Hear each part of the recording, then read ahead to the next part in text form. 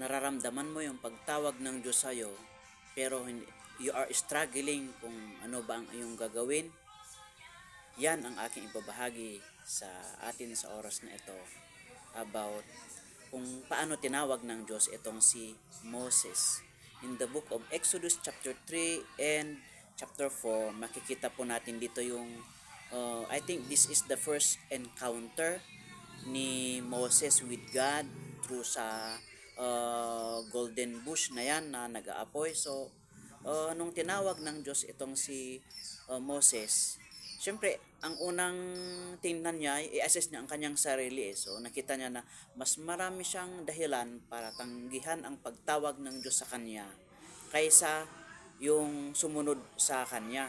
So, ang dami actually mga tanong si si Moses, sabi, paano wala pa akong ganito, wala pa akong ganito, wala pa akong ganito. Tapos paano kung hindi maniwala ang mga Israelites sa akin kapag sinabi ko na ako ay isinugo ng Diyos para iligtas kayo? Sino ka ba, Moses?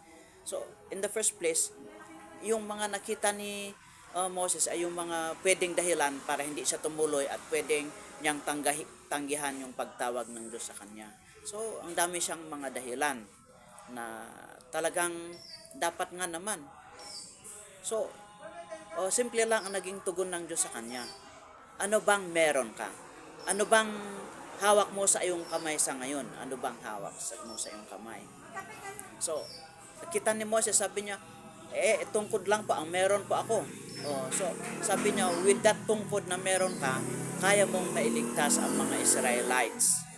So, ito po yung matutunan po natin dito. Ang una po, ang paglilingkod sa Diyos is by faith, sa pananampalataya. So, isa po yan sa mga consideration po natin na kapag sinabi po natin na by faith, it is by God's providence na pwede itong mangyari sa buhay ng isang tao. Not by our strength, but by the strength that comes from God.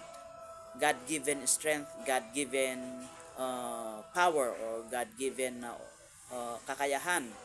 So, pangalawa po, ang pagtawag po sa Diyos is more on sa ating heart's content and our character. Na doon po nakabase yon Hindi nakabase doon sa kung anong meron po tayo sa resume na ang dami-dami nating mga kung ano doon ng mga mga academic achievements. Actually, hindi doon nakabase ang pagtawag natin sa Diyos Kaya nga sabi ng Diyos na pinili niya ang mga mangmang, pinili niya ang mga walang alam. So, kung minsan, kasi God values our character more than our educational or anuman achievements na meron po tayo. Kaya, wag mo na pong isipin na, paano yan? Kulang ako sa training, kulang ako sa pananalita, kulang ako sa ganito. So, etong si Moses, ano bang meron siya na katangian na meron siya? So, meron siyang puso para sa Diyos at meron siyang puso para sa mga Israelites. Paano mo ba masabi yun? Nang dahil nga sa kanyang pagnanais na ipagtanggol as mga Israelites at magkaisa sila ang mga anak ng Diyos, doon nga siya na wanted So, makita natin yung pagmamahal ni Moses sa Diyos at pagmamahal niya rin sa mga pinili ng Diyos, sa mga anak ng Diyos. And lastly, na gusto ko pong i-share, what you have is enough. Ano man ang meron ka, ay sapat na po yun na magamit mo sa iyong paglilingkod sa Diyos. Sa kaso naman ni Moses, ano bang meron siya? Tungkod lang talaga, sa katunayan talagang tungkod lang ang meron siya.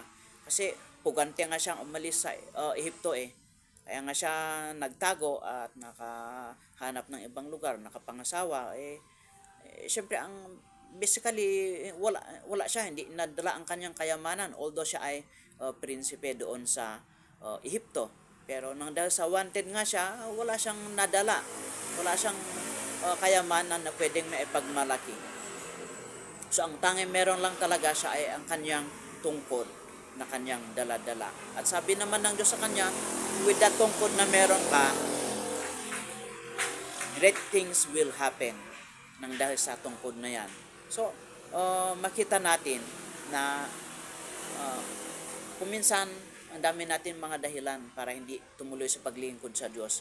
Pero God has His own plan. Kapag tayo po ay tinawag ng Diyos, alam ko po na meron po siyang kaparaanan po para po sa buhay ng bawat isa sa atin. At hindi po yon, kung ano man po yung mga nakikita natin na wala tayo, ay hindi po yon ang tinan natin na maging dahilan para hindi po makapaglingkod po sa Diyos. Wala man tayong kotse, wala man tayong mansion, wala man tayong lahat ng mga achievements. Huwag natin isipin na ang paglilingkod sa Diyos ay parang pag-a-apply sa trabaho na kailangan ma-meet mo itong mga qualifications na mga ito.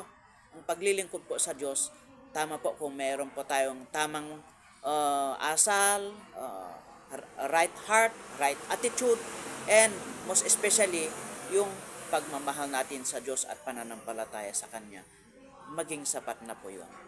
May God bless us all. Nawa po matuto po tayo sa pagkatawag ni Moses. God bless.